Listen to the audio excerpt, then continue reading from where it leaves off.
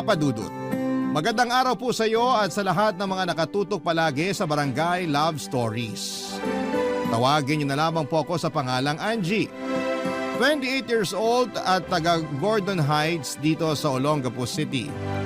Isa po akong freelance virtual assistant at meron din po akong mga racket online. 5 kaming magkakapatid. Ako ang bunso at nag-iisang babae, Papa Dudut.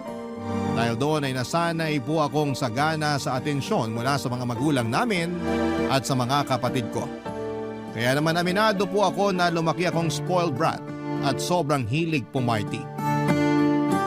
Nang makatapos po ako ng pag-aaral ay bumukod na ako sa parents ko at tumira na sa bahay namin na pinapaupahan dati. Papa Dudut, nakasanayan ko po ang pagiging malapit sa mga lalaki dahil bukod sa puro mga lalaki ang mga kapatid ko, ay mas mabilis akong maging komportable sa kanila. Karamihan kasi sa mga nagiging kaibigan kong babae ay mga backstabber at puno ng inggit sa katawan, kaya nauuwi lang kami sa pag-aaway. Pero meron naman akong 2 malapit na kaibigang babae, sina Glay at Z. Okay naman kami pero isa sa mga naging problema nila sa akin ay ang pagiging taga-saloko ng mga ex nila. Halos lahat kasi ng naging ex-boyfriend nila ay naging karelasyon ko rin. Nung una kami ni Z ang nag-away at sinabihan niya ako na parang linta kung makadikit sa mga lalaki. Kapag magkakasama kasi kami ay palagi akong kinakausap ng boyfriend nila kaya nagkakasundo ko kaagad. Lalo na yung boyfriend ni Z. Ang kaso noong naging kaibigan na rin ang turing ko sa mga boyfriend niya. At lumabas na ang pagiging clingy ko ay doon na po kami nagka-problema. Sa edad ko pong ito ay marami na ako naging boyfriend pero lahat sila ay panandalian lamang. Yung pinaka-maikli ko pong relationship ay umabot lang ng 3 days. Lahat ng boyfriend ko na nakipaghiwalay sa akin ay iisa lang ang dahilan. Selos. Marami kasi talagang hindi tanggap at hindi nagugustuhan ang pagiging malapit ko sa mga lalaki. Pero hindi ko naman gustong baguhin kung ano at sino ako para lang magustuhan ako ng lahat. Papa Dudut.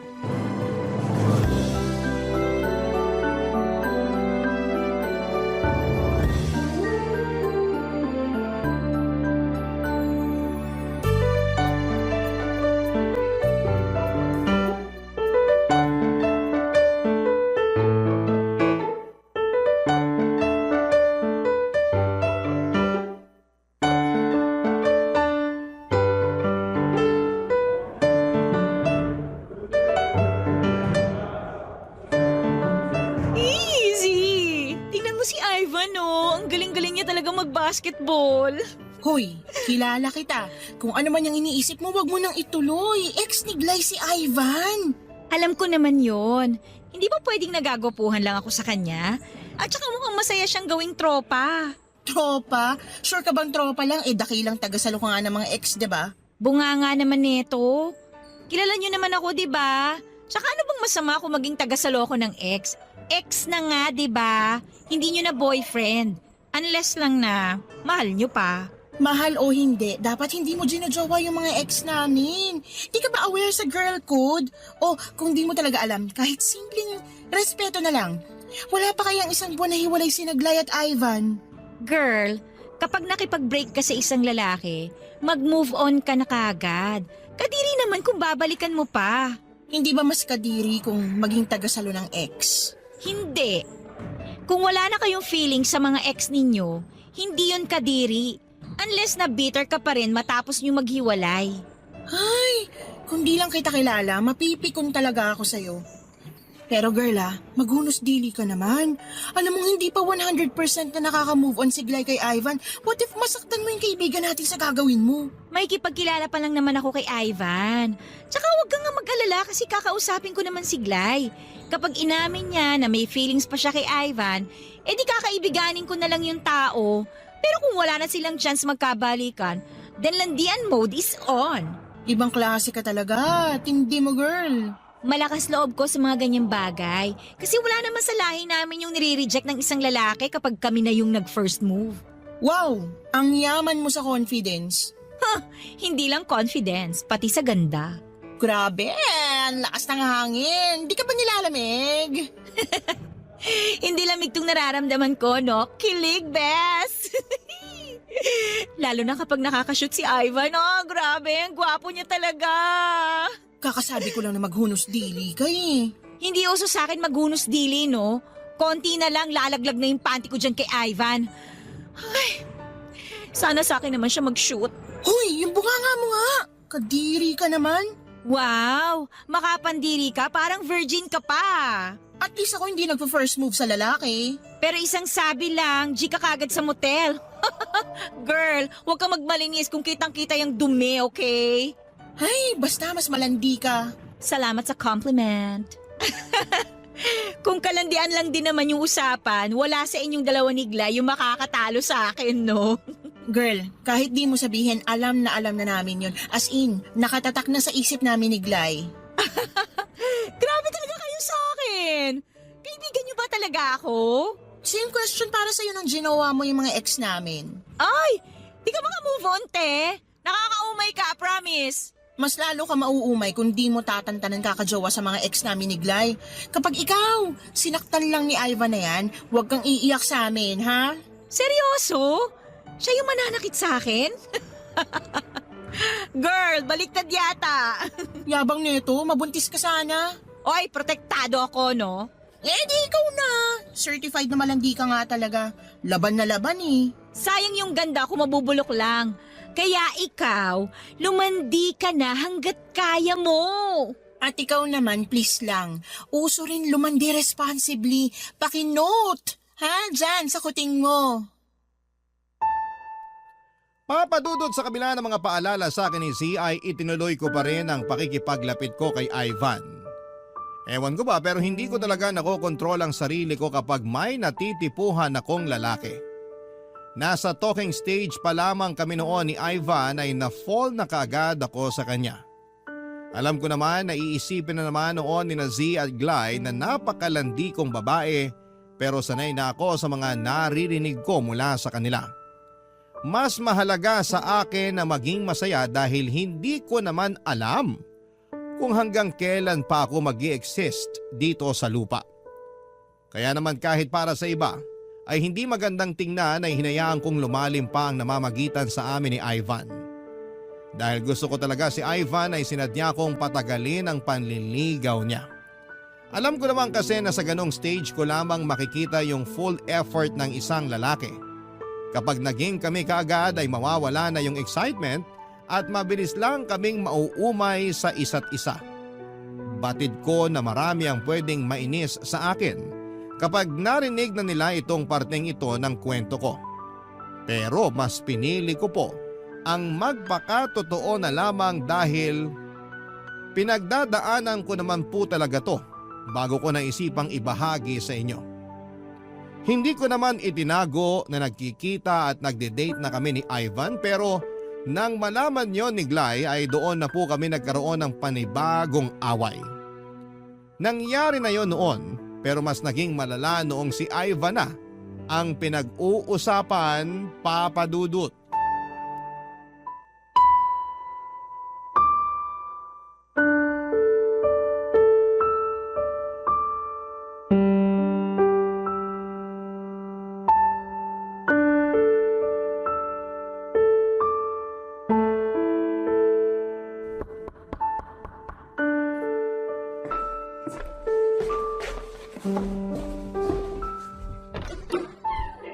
Oh, Bes, napadalaw ka. Mag-usap tayo. Pasok na. Lika, anong meron? Ngayon ka na lang pumunta dito sa bahay, ah. Alam mo kung bakit kita sinadya ngayon? Hindi ko yata natanggap yung memo. Kasi sumusobra na naman yung kalandian mo. Kalandian? Excuse me, may inagaw ba ako sa'yo? Oo, si Ivan. Wait. Hindi mo yata na-gets yung tanong ko. Ang sabi ko, sa'yo. Bes, hindi na sa'yo si Ivan. Nag-break na kayo, di ba? Hindi mo ba talaga naiintindihan yung girl code, ha? O sadyang hindi mo mapigilan yung pangangati mo? Bakit pa galit na galit ka? Huwag mo sabihin may feelings ka pa rin kay Ivan until now. Paano kung sabihin ko oo? Itanga ka akong ganun. Ngayon ka lang umapila kung kailan malapit ko na siyang sagutin. Sana kinumpronta mo na ako kagad nung nasa talking stage pa lang kami. Hindi mo naman siya mahal eh. Inaatake ka lang talaga ng sakit mong kalandian kaya lahat ng nagiging ex namin, nilalandi mo. Alam mo, nakakairita kayo ni Z. Pareho kayo ng mga linyahan eh. Wala na bang iba? Paulit-ulit na lang kayo sa kalandian issues niyo sa akin. Kilala niyo naman ako noon pa. Tapos ngayon, parang lagi na lang kayo nagugulat sa mga ginagawa ko. Akala ko ba tanggap niyo lahat sa akin nung kinakaibigan niyo ko ni Z? Yun na nga yung masaklap dun eh. Kaibigan yung turing namin sa'yo. Pero ang ending, para lang kaming nagpapasok ng ahas sa buhay namin. O baka mas tamang sabihin na para kang linta na dikit ng dikit sa mga ex namin ni Z. Clingy ako sa mga lalaki. Wala lang sa akin yun.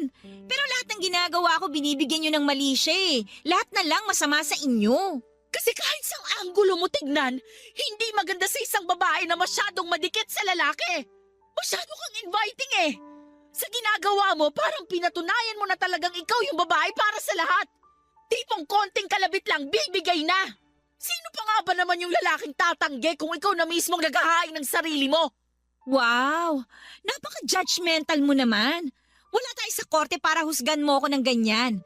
Walang mali siya sa akin yung pagdikit-dikit ko sa ibang mga lalaki. Pero yung kay Ivan, syempre meron yun kasi gusto ko siya eh.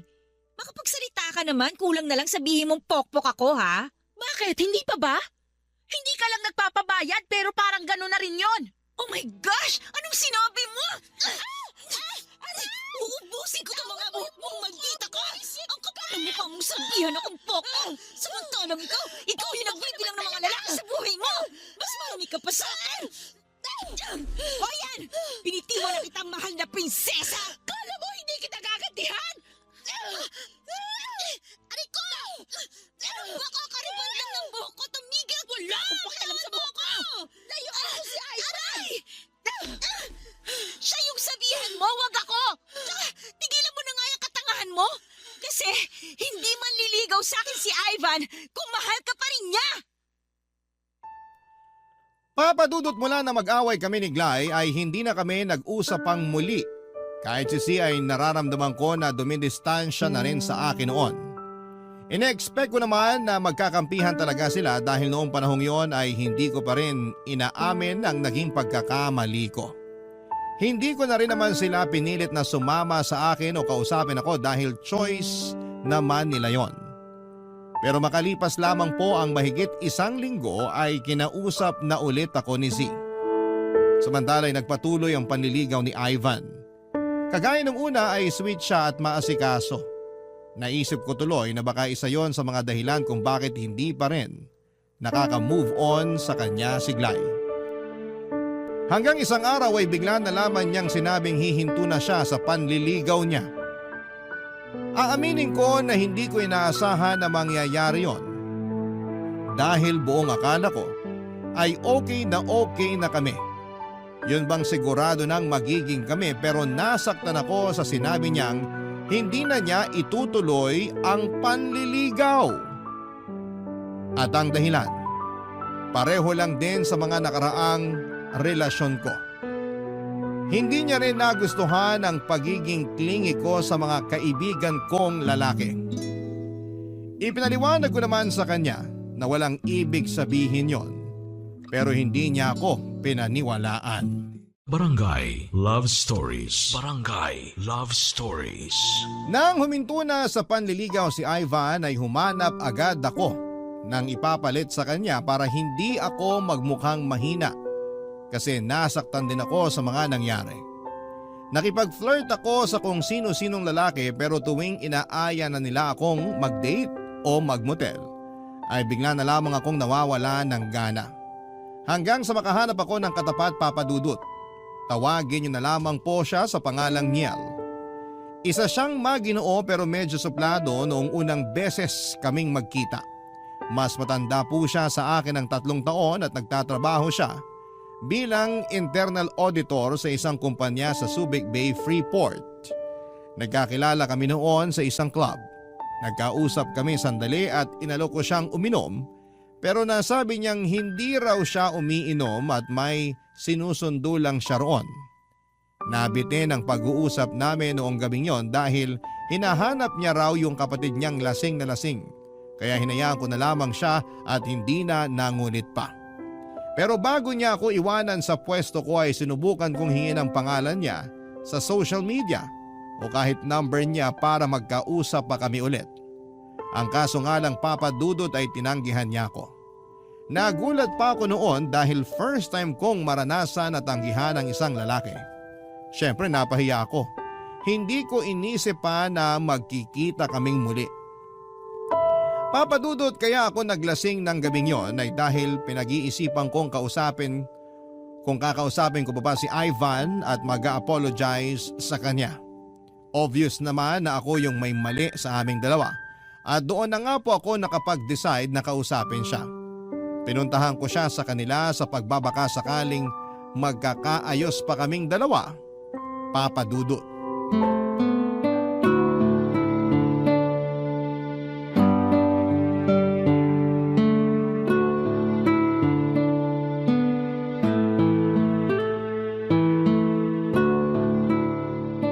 Ivan!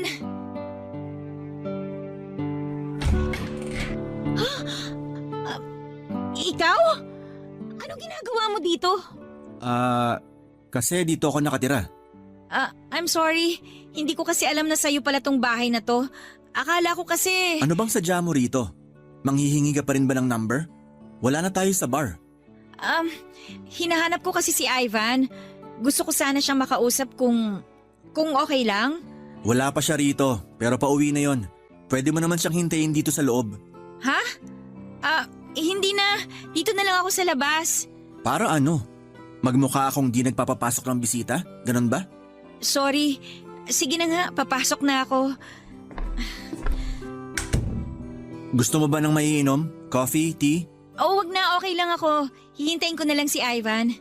Mag-usap na lang tayo habang naghihintay ka. Kaano-ano mo nga pala si Ivan? Kapatid ko siya. Kuya niya ako. Talaga? Wala kasi siyang nababanggit sa akin na may kuya pala siya. Boyfriend mo na ba siya? Hindi pa.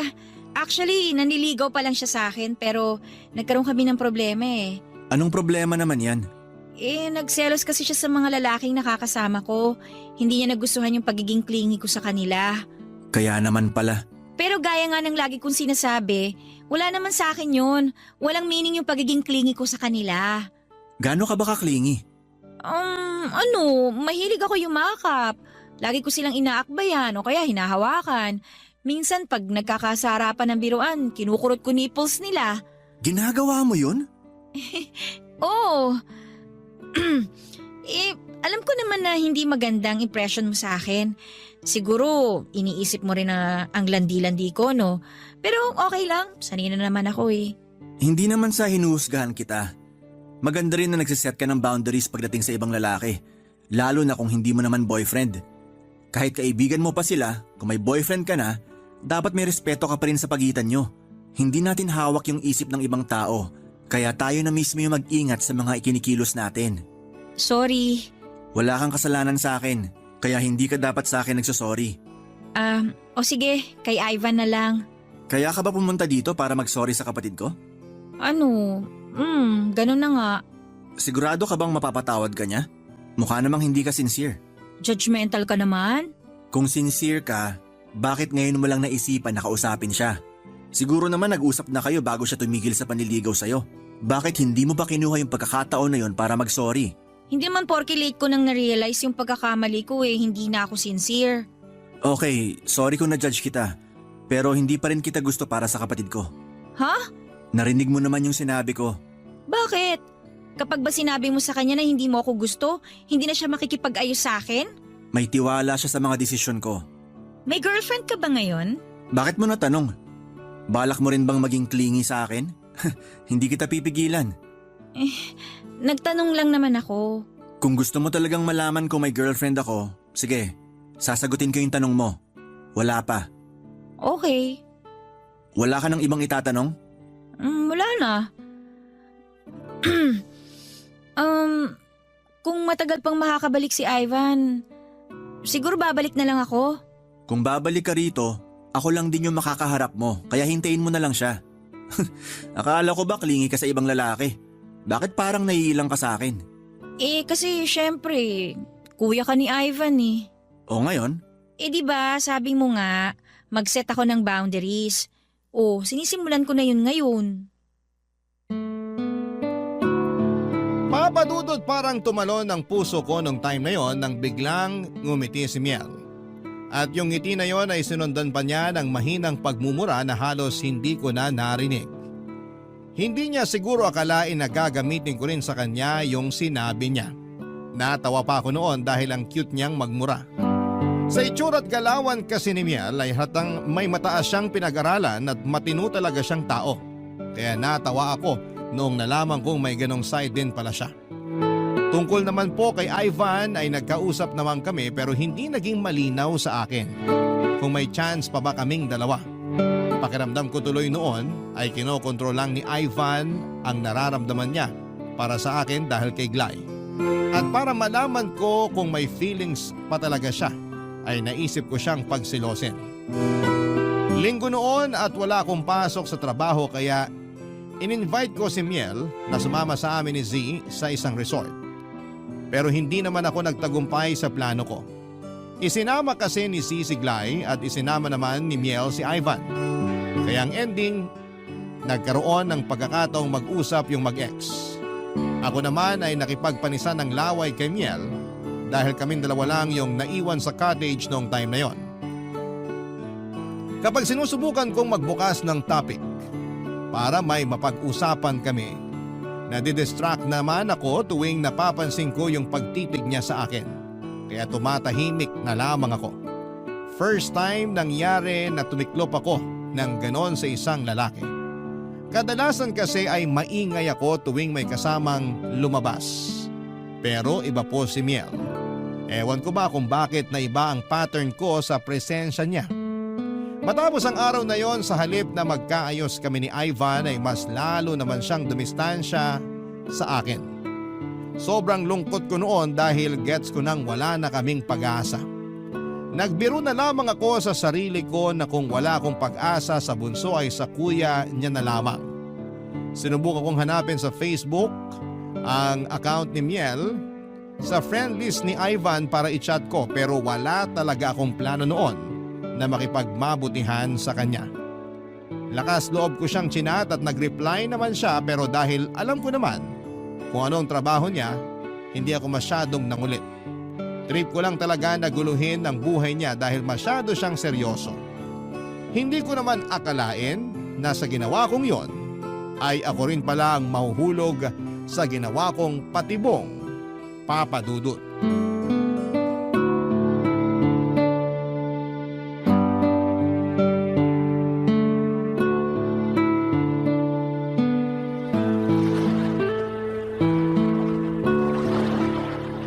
Ano bang ginagawa natin dito sa tabing dagat, Z? Huwag mo sabihin magsisenti ka ha. Sana hindi mo na lang ako sinama. Wait lang kasi. Bakit nga? May gusto kasing kumausap sa'yo. Sino naman? Isang tao na nasaktan mo at nasaktan ka rin. Kaya siguro ito na yung tamang panahon para magkaayos kayo. Ay nako, kung siglay ang tinutukoy mo, alam mong napaka-imposibleng makipagkita yun sa akin ngayon. Paano kung posible? Glay! Gulat ka, no? Narinig ko yung mga sinabi mo kanina. Girls, bibili muna ako ng food and drinks natin Usap muna kayo, okay? Z, sandali. Mag-usap kayo! Ingat, Z! Kumusta ka? Okay naman. May boyfriend ka na ba ngayon? Wala. Ka-talking stage. Hindi ko masasabing talking stage yun kung ako lang naman yung nag-i-initiate ng usapan. Okay. Si Ivan ba yon? Baliw. Tagal na namin hindi nag-uusap nun, no? Pero gusto kanyang makausap ulit. Paano mo naman nalaman? Sinabi niya sa akin. Alam mo di ko magets. Kwento mo na lang kaya lahat. Nag-usap kasi kami tungkol sa feelings namin sa isa't isa. Tapos inamin niya na confused pa siya ngayon. Paanong confused? Parang nagbago kasi ang isip niya nung huling beses kayong nagkausap. Na-realize niya na sincere ka naman daw sa mga sinasabi mo kaya gusto niyang magkausap ulit kayo. Angie, alam kong sobrang selfish ko sa sasabihin ko. Pero, pwede ba akong humingi ng pabor sa'yo? Kahit para sa pagkakaibigan na lang natin. Anong pabor yan? Kapag tumawag o nag-message sa'yo si Ivan, pwede bang wag mo na lang sagutin? At kung pwede, wag na wag ka nang makikipagkita sa kanya. Talaga ba, Glay? Aabot ka sa ganitong punto na magpapakadesperada ka para sa isang lalaki na hindi ka mabigyan ng assurance? Hindi mo kasi ako naiintindihan eh. Mahal na mahal ko pa rin si Ivan. At gusto kong ma-realize niya na mahal niya pa rin ako. Paano kung hindi? Ha? Eh di pinagmukha ka lang niyang tanga. Wala akong pakialam kahit magmukha pa akong tanga. Siya lang yung mahalaga sa akin ngayon. Kaya please, tulungan mo ko. Alam ko na kapag nagkausap kayo, malabo nang bumalik yung feelings niya para sa akin. Sure ako na ikaw yung pipiliin niya. Ang drama mo naman masyado. Hindi ko naman siya aagawin sa'yo, no? Hindi si Ivan yung lalaki na gugustuhan ko, okay? May iba na ako ngayon. Talaga? Sino? Eh, hindi mo na kailangan malaman kasi lalayuan ko na rin naman. Bakit? Basta. Ay, ikaw ha? Siguraduhin mo lang na pagkatapos ng usapan nating to, magkakabali ka na talaga kayo ni Ivan. Dahil kung hindi, nako, kakalbuhin talaga kita dahil sa katangahan mo sa kanya. Oo, promise. Gagawin ko lahat para maging kami ulit. Thank you, Bes. Ang baduy mo, nakakainis. Ano ba yan? Oh, buti buhay pa kayong dalawa. Kala ko nagsabong na naman kayo eh. Kala mo lang yun. Eto nga pala yung binili kong pagkain natin. Salamat. Ang perfect ng dating mo, Bes. Okay na kami ni Angie. Pang matagalan na ba yan? Baka sa susunod, magsabunutan na naman kayo dahil sa usapang ex. Hindi na ex yung type ko ngayon, no? Ang kaso, parang ang hirap niyang basahin.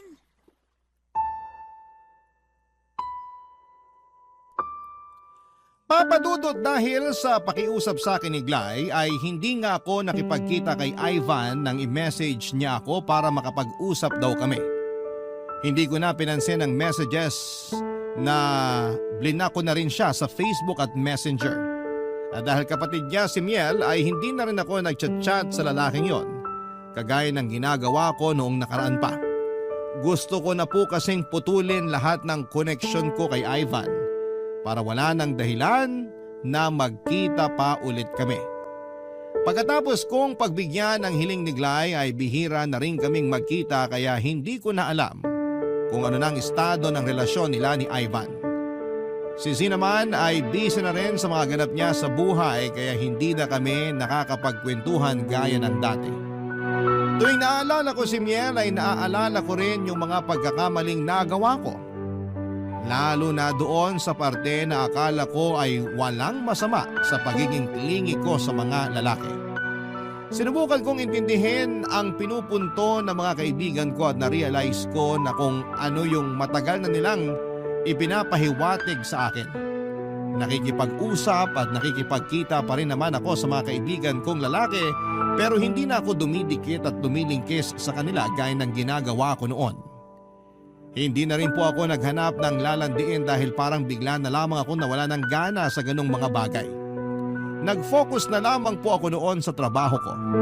Isa pa ay hindi ko naman naging problema si Miel dahil noong panahon na yon ay 2 linggo na rin siyang hindi nagpaparamdam sa akin. Na-realize ko na baka hindi nga talaga siya interesado sa akin at napipilitan lamang siyang mag-reply dahil sa kakulitan ko. Medyo nasaktan ako kasi bukod sa parang napalayo na ako sa mga kaibigan ko, ay namatay din yung katiting na pag-asang may papatol pa sa akin na matinong lalaki, Papa Dudut. Barangay Love Stories. Barangay Love Stories. Papa Dudut, lumipas ang 2 linggo na hindi ko nakikita o nakakausap si Miel. Hindi ko nga po maintindihan yung nangyayari sa akin noong time na yon dahil makapal naman po talaga ang mukha kong magpapansin sa mga lalaki. Yun bang hindi ko po sila tinitigilan hanggat hindi ko nakukuha. Pero iba po si Miel. Parang nahihiya akong gawin yon sa kanya. Pakiramdam ko kasi ay mapapahiya lamang ako kapag ipinilit ko ang sarili ko sa isang matinong lalaki na kagaya niya. Habang lumilipas sa mga araw ay doon ko po unti-unting nare-realize na hindi na basta paghanga lamang ang nararamdaman ko sa kanya. Siguro kung liligawan niya lamang ako at hihilingin sa akin na huwag nang maging clingy sa mga lalaki ay gagawin ko po talaga. Parang willing akong gawin lahat para i-please lamang siya. Aaminin ko na nami-miss ko na si Miel noong time na yon. Pero para kay Glay, nagtiis na lamang ako. Nabalitaan ko kasi kay Z na okay na ulit sila ni Ivan. Baka kapag naging malapit kami ni Miel sa isa't isa at magkita kami ulit ni Ivan ay hindi yon magustuhan ng kaibigan ko. Bukod sa trabaho ko ay ginugol ko yung atensyon ko noon sa paghahanap ng mabibiling lupa na pwede kong pagtayuan ng bahay. Pero syempre lupa pa lang ang kaya kong hulugan buwan-buwan. Yung para sa bahay, pinagpaplanuhan ko pa nung time na yon. Sa sobrang pagod ko nga po noon sa maghapon ay gabi na ako nakauwi. At pagdating po sa bahay, hindi ko akalain na makikita ko roon si Miel na nakasandal sa may pinto na parang hinihintay akong dumating. Papa Dudut.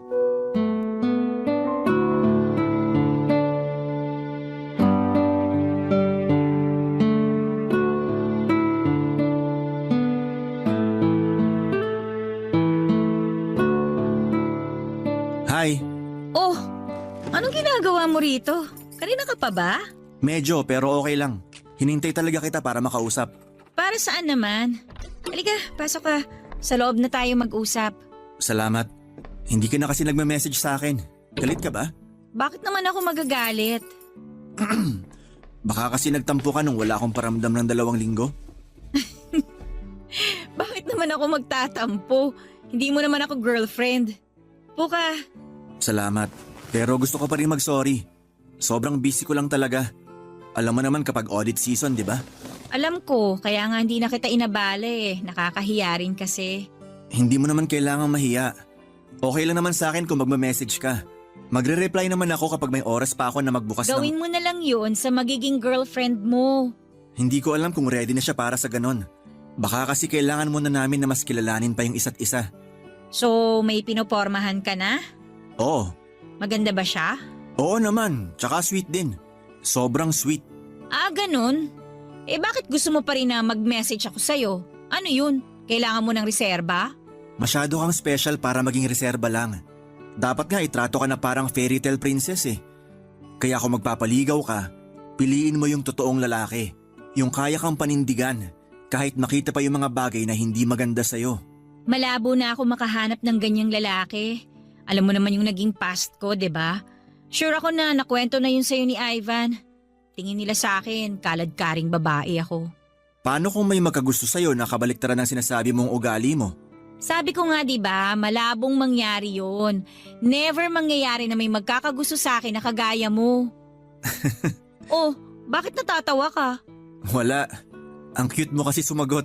Ay nako, ang sabihin mo natatawa ka sa mga sagot ko. Mas natutuwa siguro.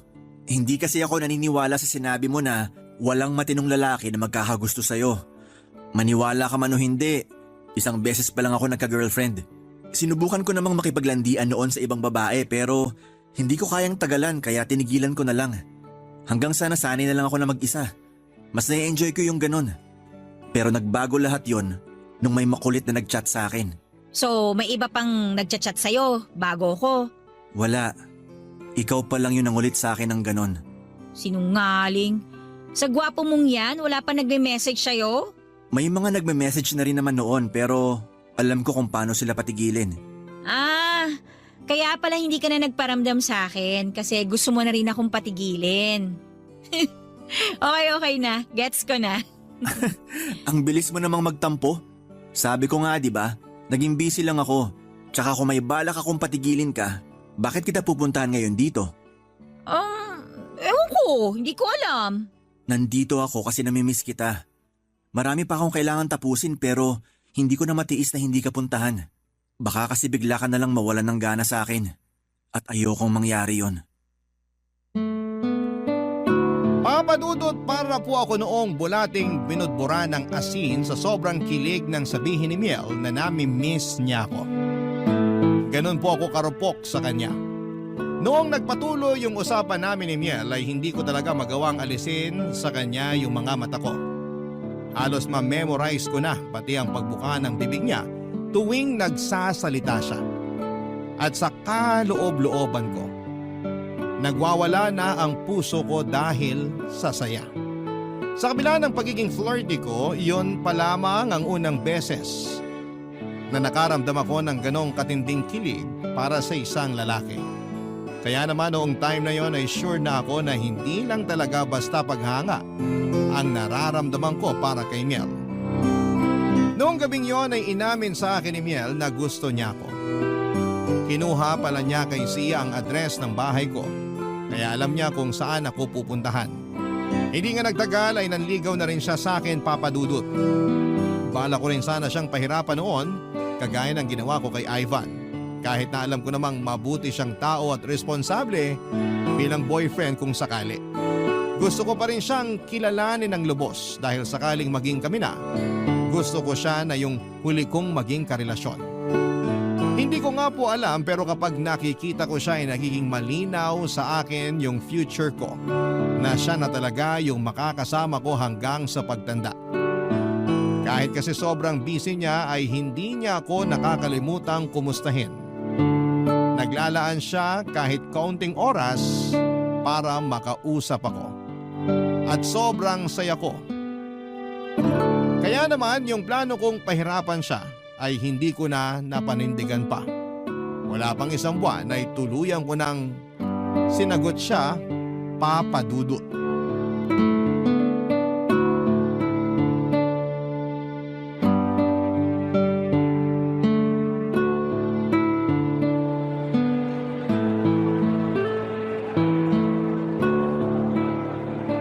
Buti naman nakipagkita ka na ulit sa akin, Z. Kala ko kasi susumpa mo na ako eh. Bakit ko naman isusumpa yung kaibigan kong bumabait na ngayon? Paano mo naman nasabi? Una, yung ginawa mo para kay Glay. Tingnan mo ngayon. Sobrang saya na ng friendly natin. Okay na sila ni Ivan. Happy na siya. Ikaw ba? Kumusta ka na? Eto, flirty pa rin. Baka kailangan mo na akong i-coach eh. Sira ka talaga. Uy, bes, wait lang ah. CR lang ako saglit. Babalik din ako. Okay, sige. Maglalakad-lakad lang ako dito. Sige, hanapin na lang kita mamaya. Ay, nako. Mukhang magmo-moment muna ako ngayon ah. Pwede ba ako sumama sa pagmo-moment mo? Babe! Nagulat ka ba? Siyempre! Kala ko ba may trabaho ka? Meron nga. Kumain lang ako sandali. Tapos paglabas ko, nakita ko kayo ni Z. Nandun lang ako sa tapat kanina. Yung kaibigan mo nga unang nakakita sa akin. Kilala mo na talaga siya ha? Ilang beses mo na rin kasi silang nakwento ni Glay. Tsaka marami kang pinakitang pictures yung tatlo. Ay, oo nga pala. Pwede ko bang hawakan yung kamay ng girlfriend ko? Lakad muna tayo rito. May 15 minutes pa ako. Okay. Tsaka hindi mo naman kailangan magpaalam kapag hahawakan mo yung kamay ko. Kahit girlfriend na kita, hihingin ko pa rin permiso mo sa mga gusto kong gawin. Pero sa'yo na ako, di ba? Yung puso mo lang yung sakin. Pero yung sarili mo, ikaw lang nagmamay-ari niyan. Lagi mong tatandaan yon. Kaya hindi porket boyfriend mo na o kahit asawa mo na, pwede nang gawin lahat ng gusto sa'yo. Ikaw palagi yung magdidesisyon para doon, okay? Ikaw talaga? Gusto ko lang naman na makipag-holding hands sa'yo habang naglalakad tayo pero pinangaralan mo na kaagad ako. Yung totoo, boyfriend ba kita o kuya? Wag mo akong tatawagin kuya, baka magwala ako. Hindi, biro lang. Pero ikaw, kung ano yung tingin mo sa akin, okay lang naman. Basta alam ko na girlfriend kita, makakatulog na ako ng mahimbing. Alam mo talaga kung paano magpakilig ng babae, no? Level 1 pa lang yun. Wow! Yumayabang ka na ngayon, ha? Kasi may ipagmamayabang na akong girlfriend. Ay nako, mas lalo naman ako. Sobrang proud ko kaya na ikaw yung boyfriend ko ngayon. Pero syempre, ayokong pagpiestahan ka ng mga kilala kong malalandi. Kaya gusto ko na low-key lang tayo. Baka mamaya niyan kasi agawin ka pa nila sa akin. Ay nako, talagang kakalbuhin ko silang lahat. Hindi naman ako magpapaagaw. One woman man ako, babe. Kapag sinabi kong seryoso ako sa'yo, hindi ako makikipag-flirt sa ibang babae. Hindi ka rin ba ma-attract sa kanila kahit maganda o kaya artista? Iba naman yung klase ng attraction pagdating sa mga artista. Kung sakali man, walang mali siyang paghanga lang yon kasi nagagalingan ako sa ginagawa nila. Aba dapat lang talaga na ganong klaseng paghanga lang ang ibigay mo sa kanila. Nga pala, parang hindi ka na lumalabas kasama mga kaibigan mo. Tsaka na ako sasama sa kanila kapag pwede ka na. Bakit naman? Okay lang naman sa akin kung gusto mong pumarty kasama sila. Pero mas gusto kong kasama ka. Baka kasi isipin mo kung ano-anong mga ginagawa ko kapag lumabas kami. Ayoko naman ng ganun. Bakit naman ako mag-iisip ng ganon? May tiwala ako sa'yo, okay? Kaya kung gusto mong sumama sa kanila, hindi mo na kailangan magpaalam sa akin. Basta sabihan mo lang ako kung nasan ka para alam kong safe ka. Okay na sa akin yon. Sana kapag nagkaanak tayo, sa'yo magmana, no? So, gusto mo nang magkaanak tayo? Oy, hindi pa naman ngayon. Tsaka hindi pa ako handa para sa mga ganyan. Ang gusto ko lang ngayon, yung mas marami tayong oras na magkasama. Pero naiintindihan ko naman na busy ka pa. Kapag tapos na yung lahat ng hinahabol naming trabaho, babawi ako sa'yo. At hindi ko na hayaang magtampo ka ulit sa akin. Kasi baka i-reject mo ako kapag bigla ako nag-propose. Anong gagawin mo pag nireject ko yung proposal mo? Magwawalwal. Pero syempre, hindi naman ako magpo-propose kung alam kong hindi ka pa handa. Kaya ko naman maghintay. Kahit kailan. Papadudot bago pa man naging kami ni Miel, nabawasan na ang pagiging clingy ko sa mga kaibigan kong lalaki. Tuwing nakikipag-usap kasi ako sa kanila ay palagi ko nang naiisip ang nararamdaman ng taong minahal ko ng sobra noong time na yon. Isa pa ay na-realize ko rin na tama ang mga pangaral niya sa akin pagdating sa pakikitungo ko sa ibang lalaki. Masasabi ko na sobrang swerte ko sa kanya dahil palagi siyang bukas para unawain ako. Hindi rin po siya seloso at sobrang gaan ang pakiramdam ko sa relasyon namin. Hindi ako nasasakal dahil hinahayaan niya lamang ako na gawin lahat ng gusto ko. Pero at the same time ay natututunan kong mas maging mature sa mga ginagawa ko. Noong ipinakilala ako ni Miel sa mga magulang niya ay hindi ko inaasahang magugustuhan at matatanggap nila ako. Inudyukan pa nga nila kami na magpakasal na pero alam ko rin naman noon na marami pang pangarap si Miel na hindi pa natutupad. Kung ako naman ang tatanungin ay handa na ako ng time na yon. Sakaling hiningi ni Miel sa akin na magkaroon na kami ng anak. Sa ngayon ay engaged na kami ni Miel, nag-propose na po siya sa akin. Last month lang po, kaya naman sobrang saya ko habang sumusulat sa inyo.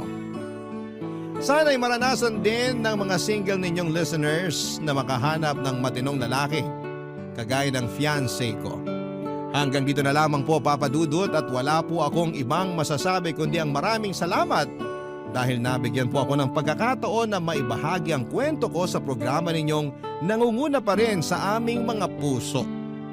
Taos-pusong pasasalamat din po sa Barangay LS na siyang dahilan Papa Dudut. Kaya naman marami pa kaming napapakinggang mga magagandang kwento na mula sa inyo at mula sa inyong mga masusugid na mga tagapakinig. Hanggang sa muli Papa Dudut, maraming salamat again. Ang inyong forever kapuso at kabarangay, Angie. Kapag nagbigay tayo ng pagmamahal sa ibang tao ay madalas na hindi na tayo naghihintay ng kahit na anong kapalit mula sa kanila. Lalo na kung ang pagmamahal na ito ay para sa ating pamilya. Ang sulat na ating babasahin ngayon ay pinadala ng ating kabarangay na si Rina. Isang masipag at butihing kapatid at tiyahin. Nang magtrabaho sa abroad ang kanyang kuya Ronald ay naiwan sa kanyang pangangalaga ang kanyang pamangkin na si Joy. Si Joy na nagbigay ng saya at kulay sa kanyang mundo mula nang ituring niya ito na parang anak niya na rin. Pero nang bumalik sa Pilipinas ang kanyang kapatid kasama ang bago nitong kasintahan, kinailangan niyang ibalik sa pangangalaga nito ang pamangkin niya na tinuring niya ng tunay na anak. Kakayanin ba ni Rina na mawalay sa kanya si Joy? Ano nga bang magiging karapatan niya sa anak ng sarili niyang kapatid? Ano ang magiging buhay ng batang si Joy sa piling ng kanyang daddy at girlfriend nito? Muli pa kaya silang magkakasama ni Rina? Gusto mo na bang malaman kung muli bang nagkasama sina Rina at Joy? Handa ka na bang mainis at maiyak sa kwento ng buhay niya? Paano nga ba pinaglaban ni Rina ang kanyang karapatan sa bata? Paano niya pinili ang desisyon na gagawin niya para sa kanyang sarili? Malalaman natin ang landas na pinili niya dito sa mga kwento ng pag-ibig, buhay at pag-asa sa nangungunang Barangay Love Stories.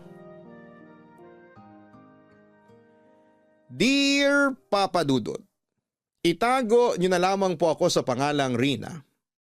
37 years old, isang online seller na nakatira dito sa Bulacan.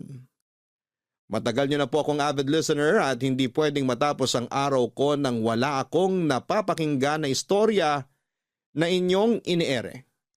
Dahil madalas nasa bahay lamang ako. Ang pakikinig sa inyong radio station na Barangay LS 97.1 ang palaging libangan ko mula umaga hanggang gabi. At eto na nga, naisipan ko na rin pong magbahagi sa inyong programa ng kwento ng buhay ko, na sana kahit kailan ay hindi ko makakalimutan. Ang parting ito ng buhay ko, na sana ay makapagbigay din ng inspirasyon sa mga kabarangay nating nakikinig ngayon. Bata pa lamang ako nang mamatay si tatay at si nanay naman ang nawala noong nasa college na ako. Meron ako nag-iisang kapatid, si Kuya Ronald, na siyang nagtatrabaho noon para sa araw-araw na pangangailangan at pag-aaral ko. Nang makapagtapos ako at makahanap ng trabaho ay nagkaroon naman ng girlfriend si Kuya Ronald na kalaunan ay naging asawa niya. Doon din sila tumira sa bahay namin at wala naman ako naging problema dahil mabait ang hipag ko at talagang kasundo ko siya. Sobrang excited pa nga ako nang malaman ko na nagdadalang tao na siya ilang buwan pagkatapos ng naging kasal nila. Kaya lang ay pumanaw ang hipag ko pagkatapos niyang manganak. Ilang buwan din ang lumipas, tinanggap ni Kuya Ronald ang alok na trabaho sa kanya ng isang kamag-anak namin sa abroad. Kaya mula noon, ako nang nag-alagang mag-isa sa pamangking kong si Joy, Papa Dudut.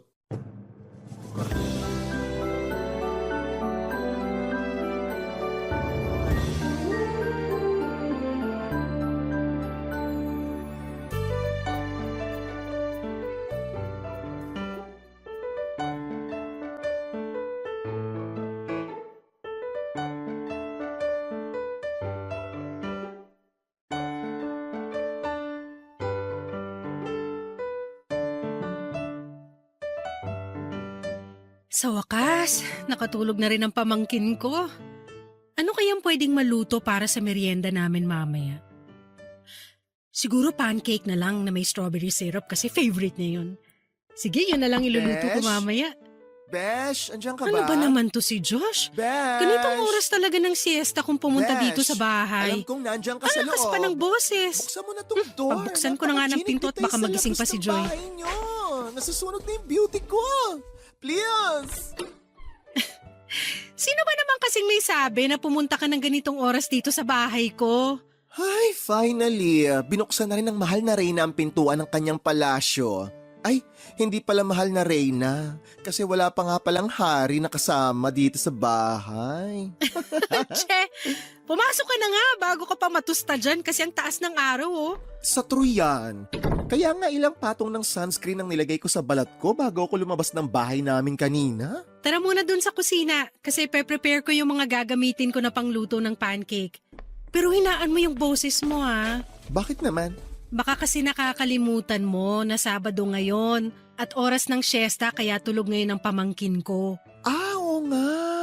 Wala nga pala siyang pasok ngayon.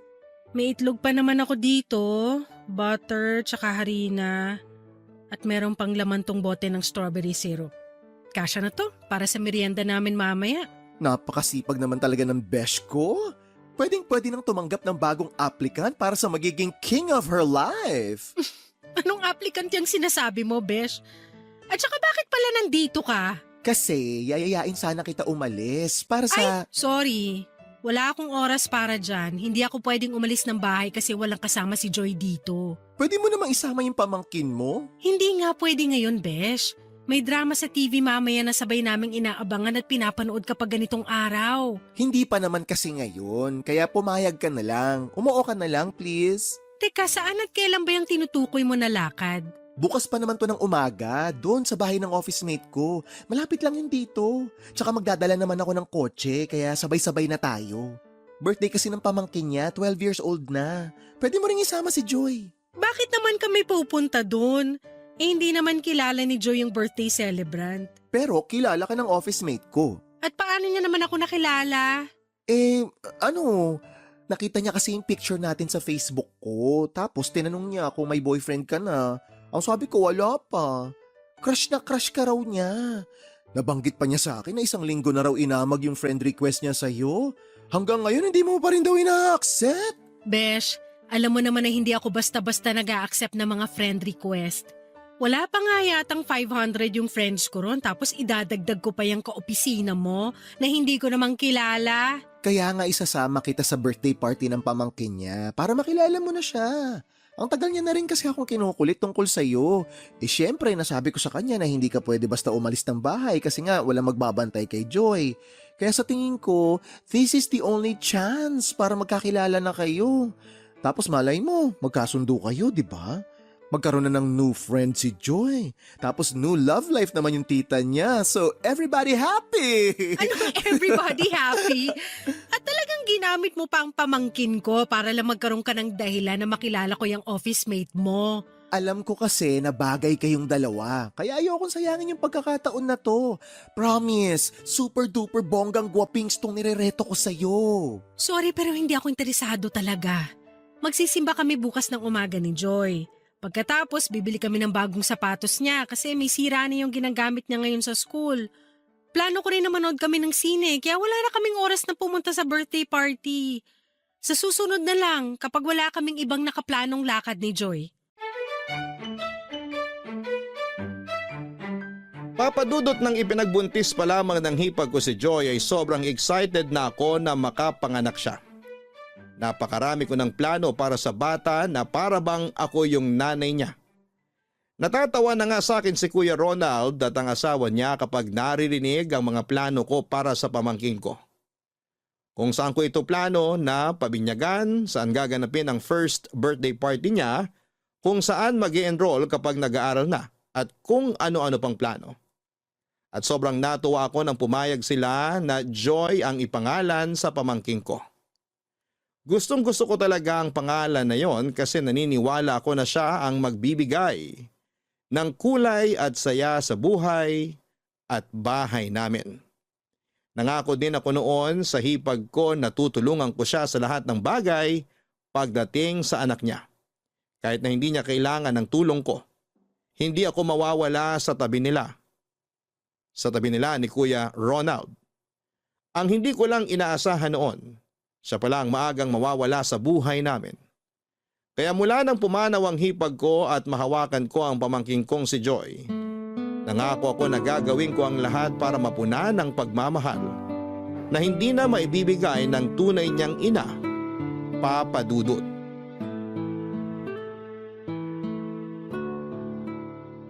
Relax lang, Joy. Oh, isang inhale pa rito sa puffer na para sa hika mo. 1, 2, 3, inhale. Tatanggalin ko na tong puffer sa bibig mo, ha? Ayan. Wala na sa bibig mo tong hawak ko. Relax lang. Okay? Kumusta na ang pakiramdam mo ngayon? Mas okay na po kaysa kanina, tita. Mabuti naman. Masyado ka yata kasing na-excite na gamitin tong bagong sapatos mo. Tumakbo ka pa talaga kanina ng ilang beses mula sa kusina hanggang dito sa sala. Tinitingnan ko lang po kung totoong matibay itong sapatos na nabili natin. Yun po kasi ang sabi nung sales lady na nagbenta sa atin ito kahapon eh. Mukha namang mas matibay to kaysa dun sa mga nauna mong sapatos. Yung paa mo lang talaga yung may problema. Kaya mabilis nasisira mga sapatos mo. Grabe ka naman po, tita. Kasi naman, Joy, halos buwan-buwan na yata tayong bumibili ng bagong sapatos mo. Mukhang tama nga yung sinabi ng Tito Josh mo na pinaglihi sa gunting yung mga paa mo. Hindi naman po mukhang gunting ang mga paa ko. Hindi nga, pero para namang gunting kung manira ng sapatos. Pero huwag kang mag-alala. Kapag tumawag ang daddy mo, sasabihin ko na padalang ka ng maraming sapatos. Baka kasi mas matibay ang mga sapatos na galing doon sa Singapore. Okay lang naman po kahit wala akong bagong sapatos. Kung pwede nga pong magtsinelas sa school, yun na lang po ang susuotin ko eh. Yan naman ang hindi mo pwedeng gawin kasi mapapagalitan ka ng teacher mo. Ano pa bang gusto mong ipabili sa daddy mo para masabi natin kapag tumawag na ulit siya? Wala na po, tita. Okay na po sa akin yung mga palagi niyong binibili na gamit. Kailan po ba ulit siya tatawag? Baka mamayang gabi o kaya bukas. Bakit? Miss mo na ba ang daddy mo? Sakto lang po. Paanong sakto lang? Hindi ko naman po siya palaging nakakausap sa video call. Kaya okay lang po kahit hindi siya masyadong tumawag. Tsaka, nandyan naman po kayo palagi para sa akin eh. Kahit wala si daddy sa tabi ko, okay lang po basta kasama ko kayo, Tita Rina. At marunong ka ng mambola, ha?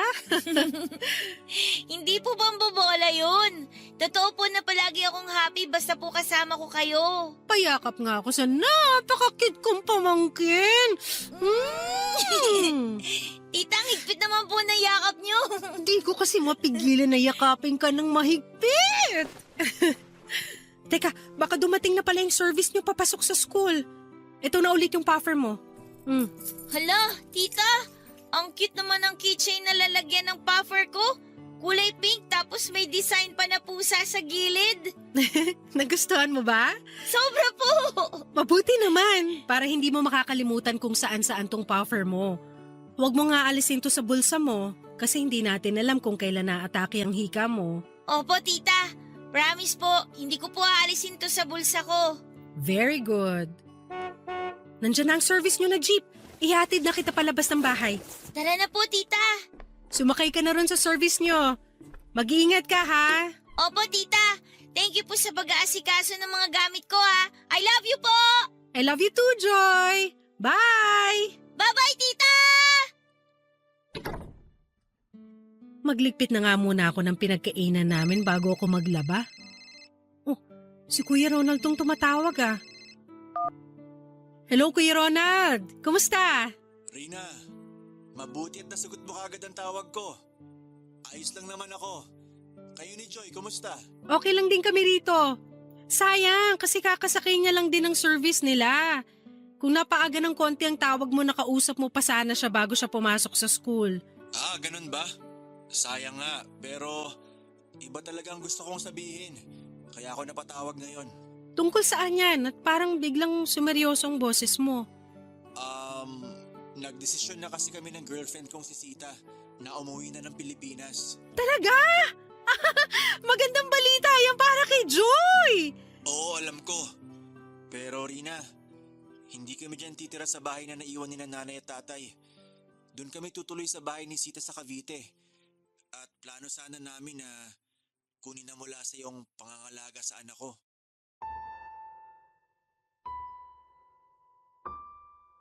Papadudod pagkatapos mailibing ng hipag ko noon ay ilang linggo pa ring nagluksa si Kuya Ronald. Wala siyang ibang ginawa kundi ang magkulong sa kwarto nilang mag-asawa.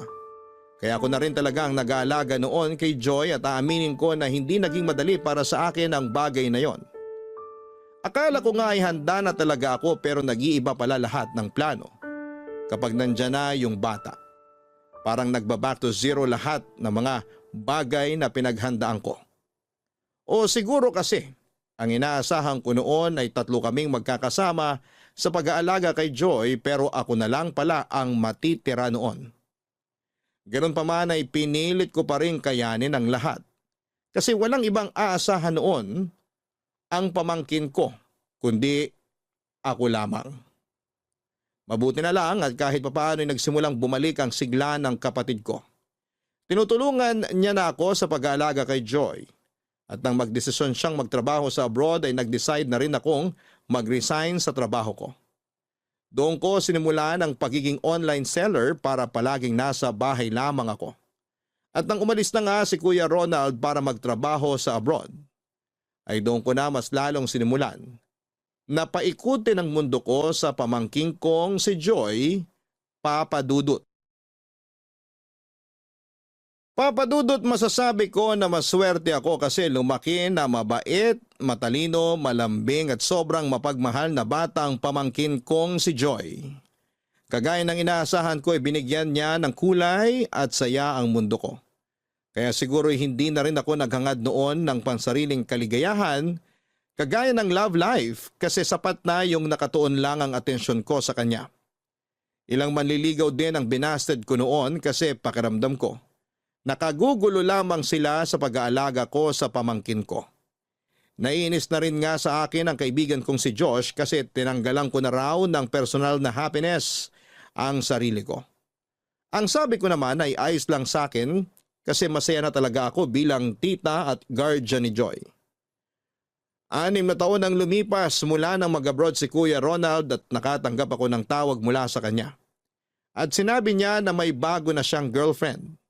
Wala naman ako naging pagtutol kasi kung saan siya masaya, palagi ko siyang susuportahan. At nang nasa 9 na taong gulang na si Joy, pinakilala sa kanya ni Kuya Ronald ang girlfriend nito nang magka-video call silang dalawa. Kagaya ng sinabi ko ay matalinong bata ang pamangkin ko at siguro'y nagmana rin siya sa akin na basta masaya ang papa niya ay masaya na rin siya para dito. Dahil sinabi niya noon na super excited na siyang makita ng personal ang magiging bagong babaeng nagpapasaya sa daddy niya, Papa Dudut. Nandito na sa bag na to yung mga pambahay ni Joy, tsaka yung mga pangalis niya. Dito naman sa kabilang bag yung mga sapatos niya, tsaka yung paborito niyang unan, kailangan kasama rin dito. Hindi makakatulog si Joy nang wala ang paborito niyang hotdog na unan. Tita, pakiayos nga po yung ribbon sa likod nitong dress ko. Sige, lapit ka rito. Opo. Huwag ka masyadong malikot habang inaayos ko tong ribbon sa likod ng suot mong dress. Opo, tita. Ayan, maayos na. Thank you po. Parang ang dami niyo po palang inimpake ng mga gamit ko kasi ang laki po ng 2 bag na yan. Oo. Ilang araw din tayo magsistay dun sa bahay ng tita Sita mo, di ba? Opo, yun po ang sabi ni Daddy nung makausap ko siya sa video call nung nakaraan lang po. Pero buti po sinama niyo dito sa mga inimpake niyong gamit yung paborito ko pong hotdog na unan. Siyempre naman, hindi to pwedeng maiwan sa mga gamit mo. Kasi alam ko na mahihirapan kang matulog kapag wala to sa tabi mo. Tama po kayo. Yan po talaga yung laging nasa pagitan ng hita ko kapag matutulog ako. Kaya nga itong isa sa pinakauna kong nilagay dito sa malaking bag mo. Excited ka na ba makita ang daddy at tita Sita mo? Sobrang excited po. Pati nga po dun sa bahay ni Tita Sita kung saan tayo magbabakasyon. First time ko po makakarating ng Cavite. Matagal na rin akong hindi nakapunta ron. Siguro may 10 taon na rin. Talaga po? Oo, huling punta ko yata doon. Kasama ko pa ang tito Josh mo. Nakifiesta kami sa isang dati naming kaklase na nakatira doon. Medyo matagal nga yung biyahe pero maganda naman sa lugar na yon. Excited na po talaga ako. Bakit po pala hindi pa kayo nakabihis ng pangalis nyo, tita? Ha? Ano? Mabilis lang naman ako magpalit ng damit. Sa bagay, tama po kayo. Nasan po pala yung bag ng mga gamit nyo? Parang puro mga inimpaking gamit ko lang po yung nandito sa sala. Naka-ready na doon sa kwarto. Mamaya ako na lang ilalabas dito. Pero Joy, magpapakabait ka kapag kasama mo na ang daddy at tita Sita mo, ha? Siyempre naman po, tita. Alam niyo naman po kung gaano ako ka-good girl. Alam ko, pinapaalala ko lang na huwag ka munang masyado magiging makulit kapag kasama mo sila. Kasama naman po kita, kaya mas lalo po ako mag-behave. Oh, tita, umiyak po ba kayo? Tao po. Hindi! Rina? Bakit naman ako iiyak? Joy? Tao po. Mukhang si Sita na yung kumakatok sa pinto. Nabubusesan ko na siya. Pagbuksan na natin siya, Joy. Tao po. Sige po, tita. Rina. Joy. Si Sita to. Panadouble Pakibukas ako pa niyo tong yung pinto natin. Ayan, bukas na. Sa wakas, binuksan mo rin ang pinto, Rina. Pasensya na at na-double lock ko pala tong pinto namin mula dito sa loob. Nasaan na si Kuya Ronald? Naiwan siya sa Maynila kasi may kailangan pa siyang asikasuhin na papeles para dun sa kinuha niyang taxi. Ako na lang pinapunta niya rito para sunduin ang anak niya. Ha? Susunduin? Ako lang po bang susunduin nyo? Oo, ikaw lang naman ang anak ng daddy mo, di ba? Nakaredy na ba yung mga gamit ng bata, Rina? Oo, eto 2 bag lang to, tapos may isang una na nakasabit sa bag. Hindi ko na dinamihan kagaya ng bilin nyo ni Kuya Ronald kasi mamimili rin kayo ng mga gamit para sa kanya. Mabuti naman. Akin na dadaling ko na yung mga yan. Sumunod ka na rin sa akin, Joy, kasi may naghihintay na sasakyan sa atin sa tapat. Tita Rina, hindi po ba kayo sasama sa amin? Susunod ako, huwag kang mag-alala. Pero sabi niyo po, 2 tayong magbabakasyon sa bahay ni na Tita Sita. Kaya po ba mga gamit ko lang yung inayos nyo? Kasi hindi talaga kayo sasama sa amin. Joy, makinig ka.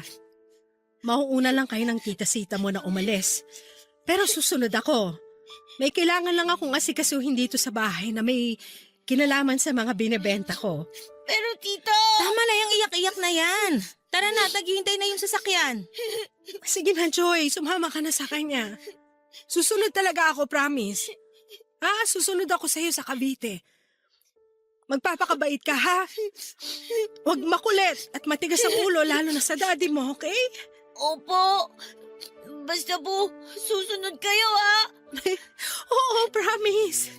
Hindi ko matitiis na hindi makasama ang cute kong pamangkin. Ang tagal! Sige na, Joy. Sumunod ka na sa Tita Sita mo. Magpapakabait ka, ha? At susundin palagi ang sinasabi nila ng daddy mo. Okay?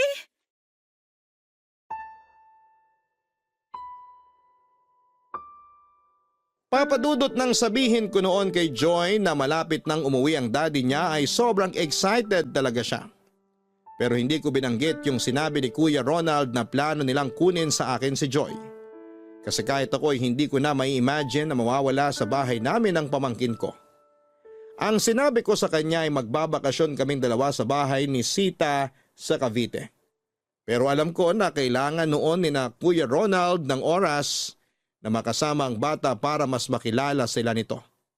At kahit napakabigat sa akin ay pinagbigyan ko sila sa hiling nila na huwag na akong sumama sa oras na kunin nila si Joy. Ang bigat nun sa akin. At hindi ko na rin napigilan ang mga luha ko. Sobrang napamahal na sa akin ang pamangkin ko.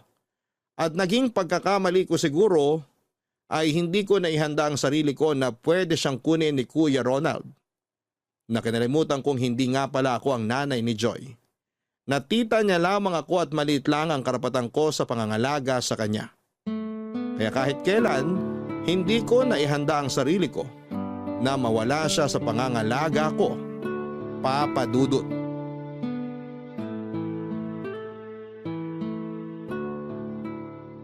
Marami-rami na rin akong napak na mga sabon at whitening cream dito. Isusunod ko na mamaya yung mga sunscreen at conditioner na ibebenta ko online. Good morning, my besh! Good morning din, Besh! Pumasok na ako ha, bukas yung pinto. Nag-breakfast ka na ba? Hindi pa nga eh. Sakto! Ito, lapag ko na dito ha. May dala akong kutsinta na may yema. Binili ko sa daan, papunta rito kanina. Buti may dala ka ng pagkain kasi nagugutom na rin ako. Pero tatapusin ko muna tong ginagawa ko. O, bahala ka nang enjoyin tong kutsinta mamaya ha. Ako naman, iuupo ko ang beauty ko dito sa sofa mo. Go lang, Besh! Malapit naman na akong matapos dito. Pero ang aga mo ngayon, ha? Nabobore kasi ako sa amin. Kaya naisipan kong pumunta dito sa palasyo mo. Palasyo pa rin talagang tawag mo dito sa bahay ko. Ay, oo nga pala, bahay lang. Kasi hanggang ngayon, hindi ka pa rin tumatanggap ng applicant para sa magiging king of your life. Ang hirap naman kasi sa'yo, Besh. Napaka-choosy mo. Hindi ako choosy. Masyado lang talaga akong busy. Busy saan? Hindi saan, kundi kanino. Sa super cute mong pamangkin. O, kumusta nga pala si Joy? Nasaan siya? Parang wala siya dito sa bahay ngayon. Di ba, Besh? Wala siya dito sa bahay. Ang ibig sabihin, may oras ka para sa sarili mo. Hindi mo ba nakikita ko anong ginagawa ko ngayon? Busy pa rin ako. Nako, if I know, palabas lang lahat yan. Sinadya mo na magmukha kang busy kasi alam mo na pupunta ako ngayon para makaiwas ka dun sa nirereto ko sa'yo. Ewan ko ba naman sa'yo kung bakit gustong gusto mo akong pinapadate sa mga kaibigan mo. Ay, nagtataka ka pa talaga? Siyempre, gusto ko rin magkaroon ka ng love life mo. Wala pa nga akong time para dyan. At kailan ka naman magkaka-time? Ha? Kapag nasa bingo card na yung edad mo. Bahala na. Sabi ko naman sa'yo, hindi ako nagmamadali lalo na ngayon. Lalo na ngayon na mas maluwag na ang oras mo kasi nga hindi mo nakasama si Joy dito sa bahay mo. Lalo na ngayon na mas dumadami ang mga customer ko dahil dito sa mga product na binibenta ko online. Ay, paano naman hindi dadami ang customer mo? Napakasipag mong mag-post sa social media ng mga binibenta mo. Parang kada refresh ko sa newsfeed ko, yung page mo ang lumalabas tapos may mga bagong product ka na naman na pinopost. Ganun talaga. Para makita ng ibang followers ko na hindi ako nauubusan ng mga bagong product. O tapos, ikaw naman ang nahihirapan ngayon sa sobrang dami ng orders na pinapak mo. Sino bang may sabing nahihirapan ako? Ang dali lang kaya nitong ginagawa ko. Hindi ka nga nahihirapan, pero sigurado ko na napapagod ka rin. Tinan mo paulit-ulit ka nagpapak ng mga order, paulit-ulit ka rin nagpiprint ng mga papel. Hindi ba nakakapagod yan? Pati naman ang kahit anong trabaho ang mapagod, di ba? Oo, pero hindi parte ng trabaho ang halos patayin ng katawan sa kakakilos para lang hindi mamalaya ng oras. Besh, kailangan mo rin magpahinga. Ilang araw pa lang ang nakalipas mula nung umalis si Joy dito sa bahay mo. Ang laki na ng ipinayat mo. Masyado mo nang napapabayaan ang sarili mo. Alam mo naman kung bakit ko ginagawa to. Ito lang yung naiisip ko na paraan. Para kahit paano, hindi ko mamiss si Joy. Besh, maniwala ka. Super gets na gets kita. Pero hindi naman pwedeng abusuhin mo yung katawan mo. Pagurin mo yan ng husto hanggang mag-shutdown na. May ibang paraan naman para hindi mo muna maisip ang pamangkin mo. Anong paraan naman yun? Kasi bawat sulok ng bahay na to si Joy yung naaalala ko. Sobrang miss ko na yung pamangkin ko, Besh. Miss ko na siyang makita at yakapin. Namimiss ko na talaga siya.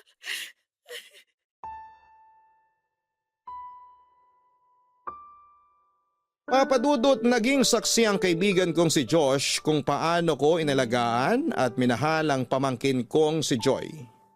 Naging saksi siya kung paano ko pinaikot ang mundo ko sa bata. Kaya nang mawala sa pangangalaga ko si Joy ay nakita niya rin kung paano halos bumagsak ang mundo ko.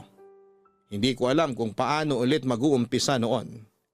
Sa bawat gising ko sa umaga si Joy kaagad ang kailangan kong asikasuhin. Kaya hindi ko alam ang ibang paraan para simulan ang araw ko nang wala siya sa bahay. Doon na ako kinulit ni Josh na baguhin ang routine ng buhay ko.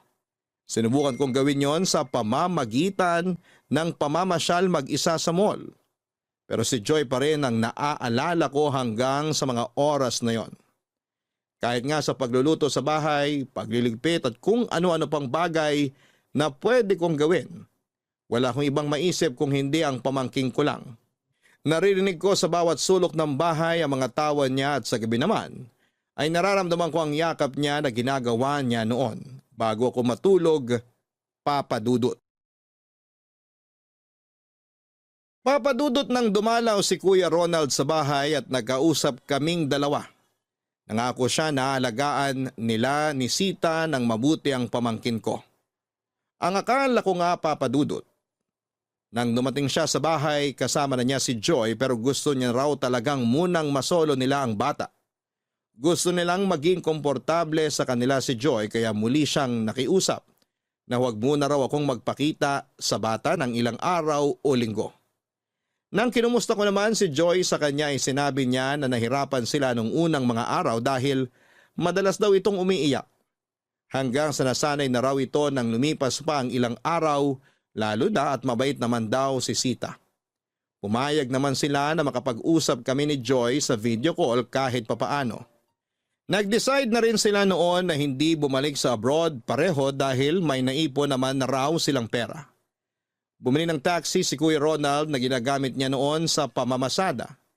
Tinanong niya rin kung kailangan ko ba ng pera para pandagdag sa online business ko. Alam niya raw kasi na may mga oras na hindi sapat ang pinapadala niyang pera para kay Joy nung ako pa nag-aalaga dito. Ang sabi ko ay hindi ko kailangang magpabayad sa ginawa kong pag-aalaga sa bata. Ginampanan ko lang ang tungkulin ko bilang tita at pangalawang nanay ng pamangkin ko, Papa Dudut.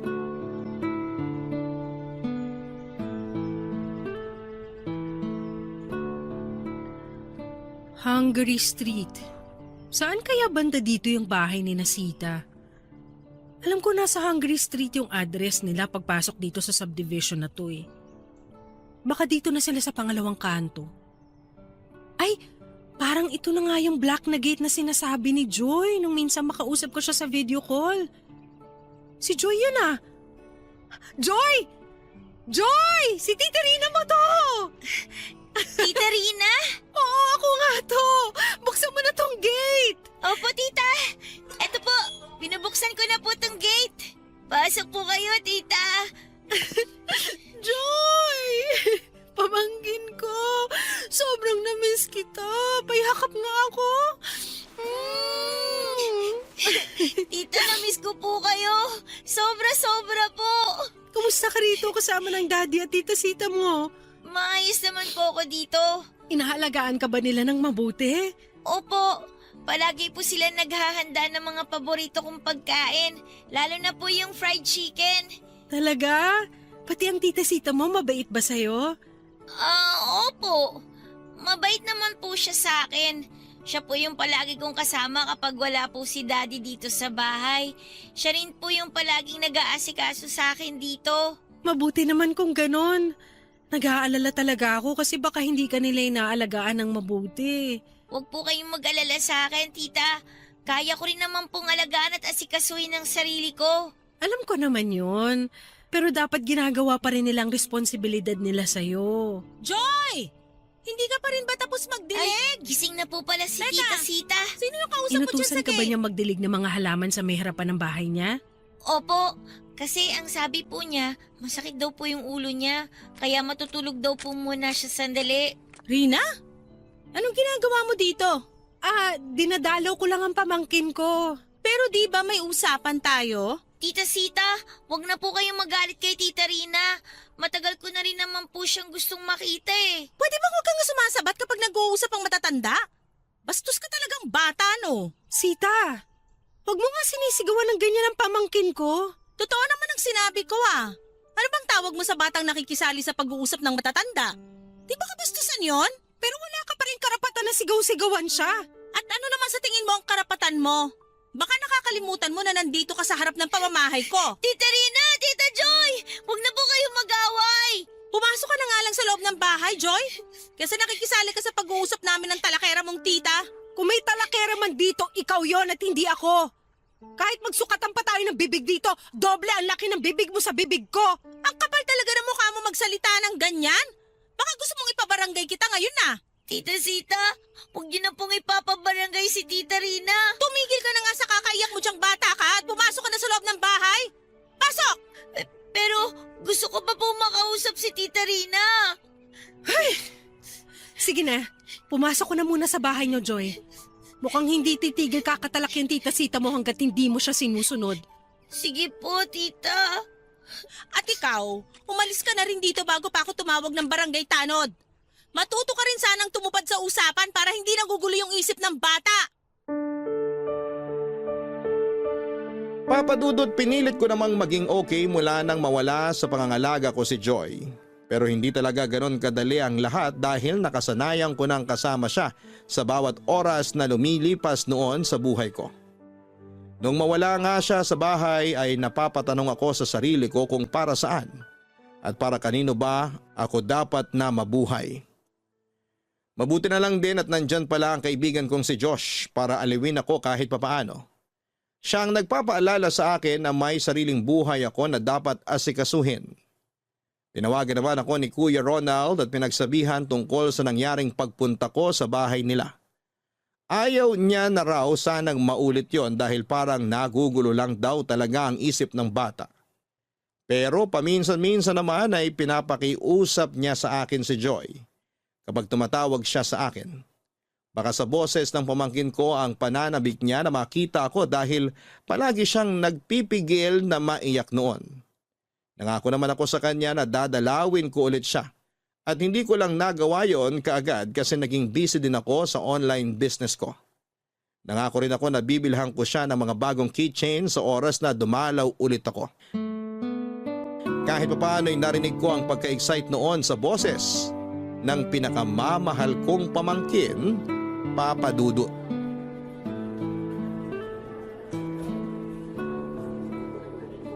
Ano besh, nakita mo na si Joy? Hindi pa nga eh.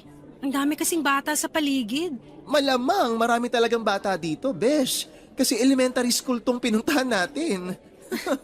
Alam ko naman yon. Ang ibig ko lang sabihin, nahihirapan akong hanapin si Joy kasi naka-uniform lahat ng estudyante tapos magkaka-height pa. Talasan mo na lang ang paningin mo, baka nandyan lang yun sa paligid. Pero buti talaga pinapasok tayo ng guard kanina, no? Bakit nga naman tayo hindi pa papasukin? Nag-iwan naman tayo ng ID sa guard kanina, kaya walang reason para hindi nila tayo papasukin. Sa bagay, tama ka naman dyan. Ang laki pala talaga ng school na nilipatan ni Joy, no? Tapos, ang gaganda pa ng mga building. Private school nga rin kasi to, tsaka ang alam ko, mahal din ang tuition fee dito. Teka, si Joy na yata yung nakikita ko. Nasaan? Ayun o! May kasamang dalawang estudyanteng babae rin. Joy! Joy! Tita Rina! Halika na dali, besh. Lapitan na natin siya. Sige, tara. Joy, sobrang namiss kita. Payakap nga ng mahigpit. Namiss ko rin po kayo, Tito Josh. Grabe, ang laki na agad ng pinagbago mo. Ilang buwan pa lang tayong hindi nagkita.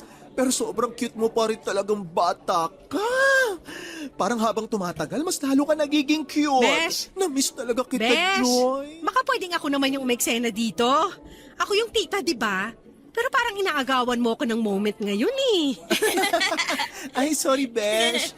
Nadala lang ako ng emosyon ko. Sige, eto na oh. Ito na yung pamangkin mo. Mag-moment na kayong dalawa. Che, ewan ko sa'yo. Kumusta na ba ang cute na pamangkin ko? Siyempre, super cute pa rin po kasi nagmana po sa inyo, Tita Rina. Sorry kung hindi na ako nakabalik sa bahay ng tita-sita mo ha. Ayoko lang na gumawa kami ulit ng ingay doon sa lugar nyo kasi nakakahiya sa mga kapitbahay nyo. Okay lang po. Naiintindihan ko naman po. Tsaka masaya na po ako nung makita ko kayo ulit nung araw na yon. Pero mas masaya po ako ngayon kasi kasama ko na po ulit kayo. Masayang masaya rin ako dahil kasama kita ngayon.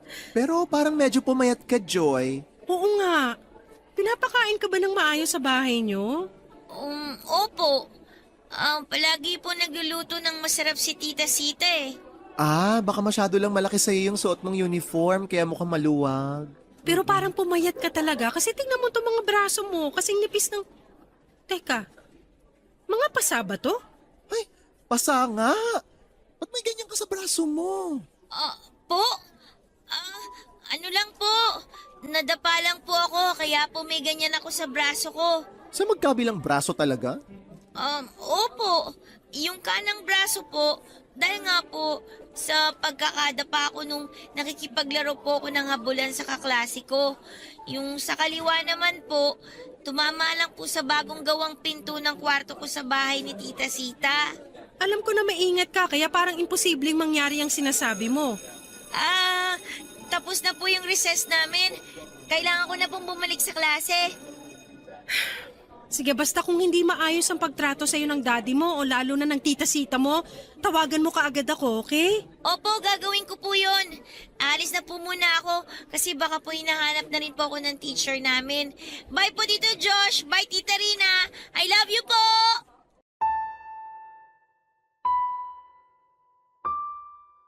Papadudot hindi na ako tumanggi nang mag-decide sina Kuya Ronald at Sita na doon malapit sa kanila magpatuloy ng pag-aaral si Joy. Sila na nga rin ang nagasikaso ng lahat ng papers para sa pag-transfer ni Joy.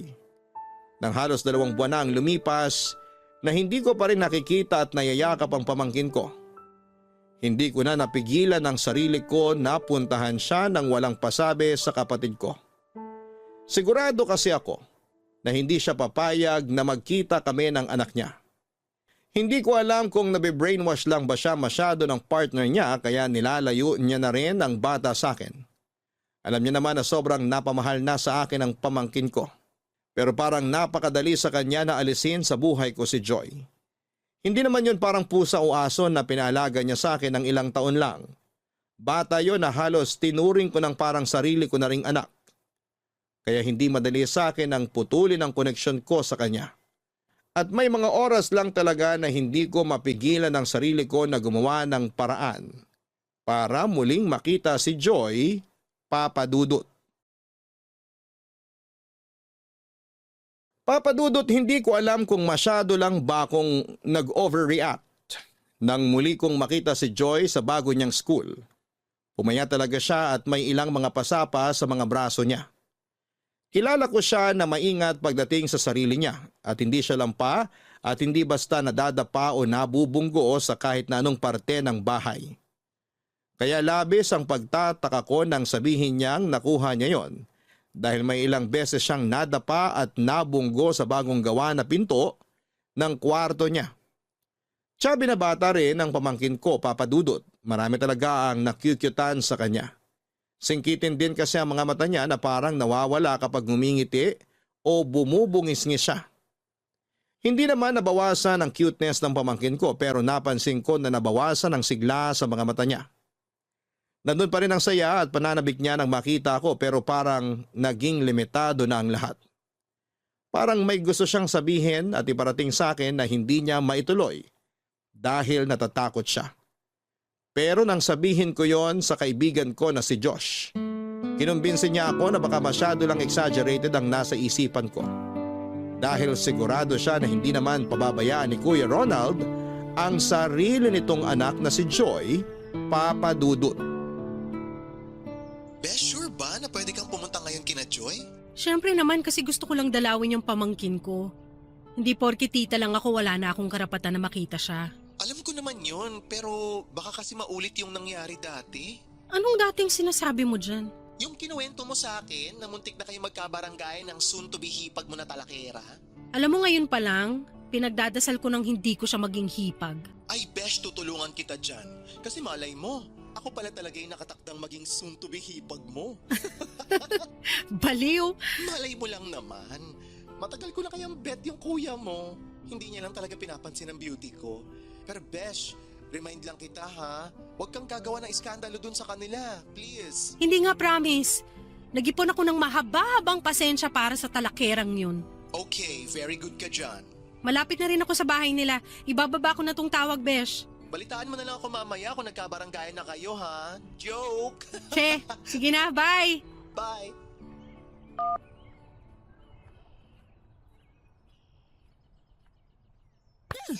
Aray ko po! Aray ko dito, Sita!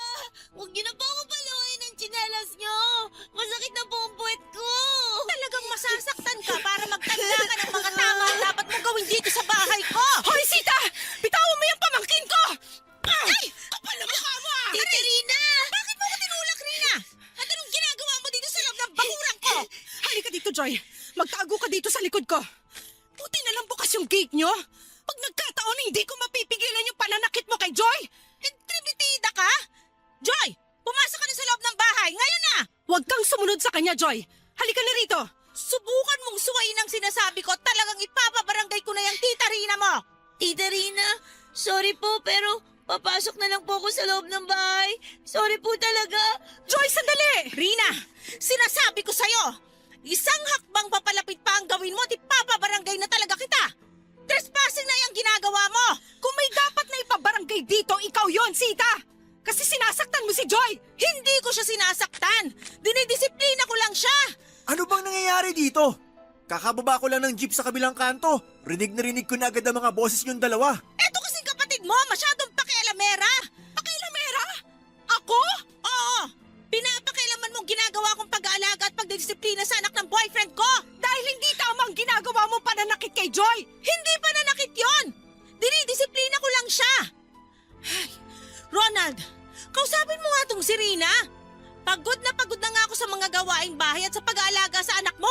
Dadagdag pa sa stress ko tong kapatid mo? Napaka-plastic mo! Huwag ka nga magdrama dahil ang pangit mong umarte! Tsaka kung meron ba dapat Pwede ba, Rina? Tama na! Di ba may usapan na tayong dalawa? Hindi ka muna pupunta dito sa bahay para makapag-adjust si Joy na makasama kami ni Sita. Oo, kaya nga lang napansin ko kasi na parang hindi siya masyadong naaalagaan ng maayos dito sa bahay niyo. Ay wow, grabe! Sobrang perfect mo namang tita para sabihin yan! Wala ako sinabing perfect akong tita. Rina, sabi ng tama na eh. Pinalampas ko ng unang beses na nanggulo ka dito nang wala ako at hindi ko nahahayaan na maulit pa yon. Isang beses pa na pumunta ka dito sa bahay ni Sita, papayag na ako sa gusto niya. Nasa Cebu na kami tumira para mas lalo kaming mapalayo sa'yo. Kaya tigilan mo na ang panggugulo sa amin ng anak ko kung ayaw mong tuluyan ko siyang ilayo sa'yo. Papadudot kung may matigas na pamalo lang akong hawak na mga oras na yon na nakita kong sinasaktan ni Sita si Joy. Baka hindi ko na napigilan ang sarili ko na ihampas yon sa babaeng yon. Ni minsan ay hindi ko nagawang saktan ang pamangkin ko. Kahit ang sigawan siya para pagalitan noon ay hindi ko rin ginawa.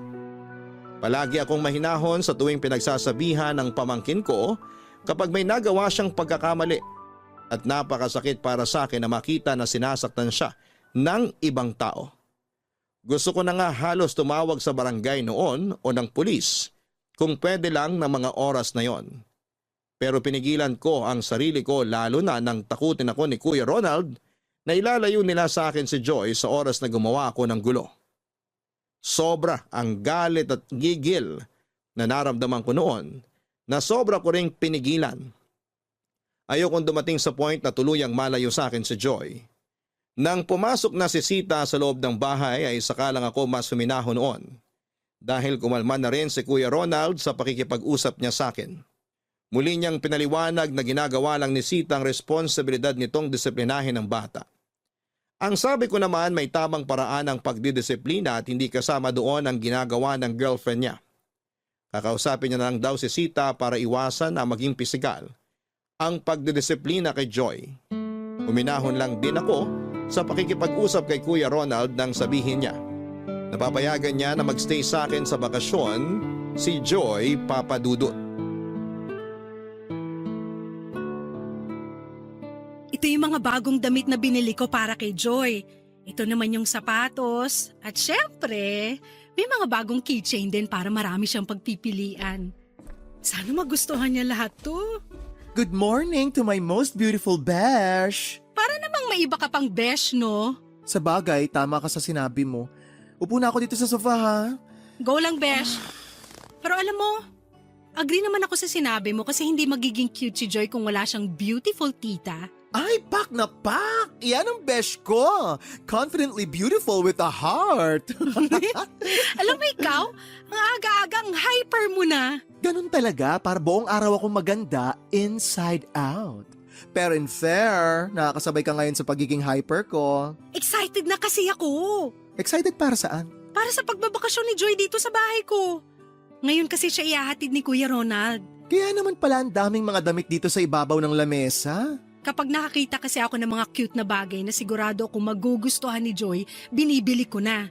Kahit pa alam ko na hindi ko kaagad maibibigay sa kanya. But this is the moment na talaga, di ba? Finally, may bibigay mo na lahat ng to sa pamangkin mo. Kaya nga super excited na ako. Kanina ko pa inaayos itong mga gamit na para sa kanya. Uy, ang cute naman ng mga keychain na to. Pwede ba nga akin na lang tong isa? Ito yung unicorn na violet. Hindi pwede kasi mahilig siya mag-collect ng mga unicorn na design. Okay. Ito na lang kulay pink na aso. Favorite color niya yan kaya hindi rin pwede. Tsaka pwede ba, binili ko nga lahat ng mga yan para kay Joy tapos babawasan mo naman. Sinubukan ko lang naman kung pwede ako makahingi ng isa. Sobrang cute kasi talaga. Talaga? Nakyutan ka sa mga keychain na binili ko? Oo, ang colorful tsaka ang daming design. Parang gusto ko tuloy ulit mag-collect ng mga keychain. Matutuwa si Joy kapag narinig niya yan. Kasi sigurado ako na ipapakita niya sa'yo lahat ng keychain na meron siya. Marami na ba siyang collection? Marami na kasi yun ang madalas na binibigay ko sa kanya. O kaya binibili namin kapag nagmo-mall kami. Hindi pwedeng uuwi kami na wala siyang bagong keychain. Alam mo, Beshi, 2 linggo lang ang bakasyon ni Joy dito sa bahay. Kaya pinlano ko ng mabuti lahat ng mga gagawin namin. Oh, nakakatuwa naman. Sigurado ako masusulit niya yung 2 linggo na yan. Gagawin ko ang lahat para maging masaya siya sa bawat araw niya na kasama ko. Ay, sana dumating na kaagad sila ni Kuya Ronald. Excited na talaga ako. Wait lang, Besh. Tumatawag si Kuya Ronald, sagutin ko lang. Okay, go lang. Hello, Kuya. Nasa biyahe na ba kayo ni Joy? Pwede ko ba siya makausap kahit saglit lang? Gusto ko lang marinig ang boses niya. Rina! Rina! Kuya, anong problema? Umiiyak ka ba? Rina! Si Joy! Ano nangyari kay Joy? Rina! Kasi nandito kami ngayon sa ospital. Teka, naguguluhan ako. Bakit ka ba umiiyak? Bakit kayo nasa ospital? Ano ba talaga nangyari kay Joy? Nasa ba siya? Ipakausap mo nga siya sa akin, Kuya. Wala na si Joy. Anong sabi mo? Joke ba to, Kuya? Hindi to nakakatuwang biro, ah. Kaya itigil mo na yung sinasabi mo na yan. Totoo ang sinabi ko. Wala na si Joy. Umalis lang ako saglit para ipaayos ang baterya ng sasakyan ko. Tulog si Sita sa kwarto niya at nag-aayos naman si Joy ng gamit niya. Pero pagbalik ko namumutla na si Joy at hindi na siya humihinga. Rina, wala na palang laman yung puffer niya. Kaya nang inatake siya ng hika. Wala na siyang kahit na anong magamit para makahinga ng maayos. Hindi! Hindi totoo yan! Dinala ko siya kagad sa ospital pero hindi na siya nailigtas pa ng mga doktor. Rina, sorry. Sorry. Hindi! Hindi ako naniniwala! Hindi totoo yung sinasabi mo, Kuya Ronald! Hindi!